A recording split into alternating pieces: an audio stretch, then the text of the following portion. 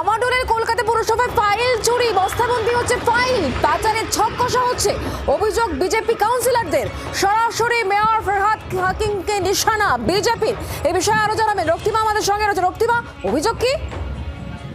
দেখো, কালকে যখন এই ডামাডোল পরিস্থিতি তৈরি হয়েছিল তখনই কিন্তু বিজেপি কাউন্সিলর সজল ঘোষ তিনি আশঙ্কা প্রকাশ করেছিলেন যে কলকাতা পুরসভা থেকে ফাইল চুরির তোড়জোড় চলছে এবং স্বয়ং মেয়র তার নেতৃত্বে রয়েছেন।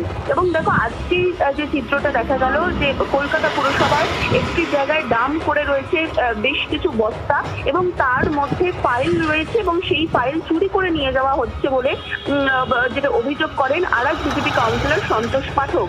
তিনি একেবারে আজকে যেটা দেখা যায় যে তিনি পুর সচিবকে গিয়ে গোটা বিষয়টি বলেন এবং পুর সচিবকে সঙ্গে নিয়ে কলকাতা পুরসভার যেখানে বস্তাগুলি পড়েছিল সেখানে তাদেরকে নিয়ে যান এবং সেখানে আশপাশের যে সিকিউরিটি গার্ডরা রয়েছেন তাদের সঙ্গে কথা